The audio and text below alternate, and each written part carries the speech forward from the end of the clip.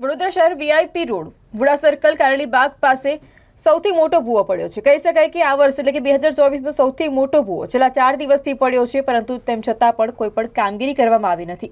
સામાજિક કાર્યકર કમલેશ પરમાર ત્યાં પહોંચી ગયા હતા અને તેમના દ્વારા અનોખી રીતે તંત્રને જગાડવાનો પ્રયાસ કરવામાં આવ્યો। આ ભૂવાની વચ્ચે બેસી અને પૂજન અર્ચન કરવામાં આવી તો સાથે જ માનનીય નરેન્દ્ર મોદી સાહેબ શ્રીનો ફોટો લગાવી તંત્રને જગાડવાનો પ્રયાસ કર્યો।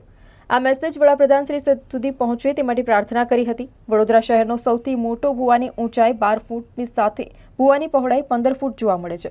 શહેરનું નામ ભૂવાનગરી તરીકે જાણીતું હોય ને ત્યારે કોઈપણ પ્રકારની જાનહાનિ સર્જાય તો જવાબદાર કોણ? સ્થાનિક કોર્પોરેટરો, ધારાસભ્યો ખાતમુહૂર્તની રાહ જોતા હોય છે, ત્યારે સામાજિક કાર્યકર દ્વારા અનોખી રીતે તંત્રને જગાડવાનો પ્રયાસ કરવામાં આવ્યો।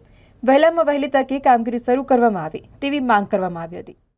વડોદરા શહેરમાં જે કહેવાય છે કે વુડા સર્કલ પાસે આજે સતત 4 દિવસ થઈ ગયા છે। 4 દિવસથી જે ભૂવો પડી રહ્યો છે, જે કહેવાય છે કે મસ્ત મોટો ભૂવો, સૌથી મોટો ભૂવો જે વડોદરા શહેરમાં વીઆઈપી રોડ વુડા સર્કલ પાસે પડ્યો છે। આજે સતત 4 દિવસ થઈ ગયા છતાં પણ જે કહેવાય છે કે તંત્ર દ્વારા કોઈ પણ જાતની કામગીરી કરવામાં નથી આવતી। સાથે જે કહેવાય છે કે સ્થાનિક ધારાસભ્ય, સ્થાનિક કોર્પોરેટરો, અધિકારીઓ આ જોવા સુદ્ધા નથી આવ્યા। એટલે ખાસ કરીને આજે નરેન્દ્ર મોદી સાહેબને ફોટો લગાવી અને અમે ખાતમુહૂર્ત કર્યું છે, કારણ કે વડોદરા શહેરની અંદર નવીન કામો કરવાના હોય છે ત્યારે ખાતમુહૂર્તની શરૂઆત થતી હોય છે, ખાતા મુહૂર્તની શરૂઆત થતી હોય છે, પરંતુ એક સામાજિક કાર્યકરની દ્રષ્ટિએ આજે તંત્રને જગાડવાનો અમારો એક પ્રયાસ કર્યો છે। સાથે સાથે નરેન્દ્ર મોદી સુધી સાહેબ સુધી મેસેજ પહોંચે તે માટે આજે તંત્રને જગાડવાનો એક પ્રયાસ કર્યો છે કે આ વહેલામાં વહેલી તકે આ ભૂવાનું પુરાણ કરવામાં આવે, કારણ કે અહીંથી હજારોની સંખ્યામાં લોકોની અવર જવર થતી હોય અને જો કદાચ કોઈ જાનહાનિ થાય અથવા તો કોઈ પડવાથી કોઈનું મૃત્યુ થાય તો જવાબદાર કોણ? એટલે ખાસ કરીને વહેલામાં વહેલી તકે આ ભૂવાનું પુરાણ કરવામાં આવે, જે પણ કામગીરી છે તેની પૂર્ણ કરવામાં આવે તે માટે આજે શ્રીફળ વધેરી ચૂંદડીને લગાવી અને જે કહેવાય છે કે અમે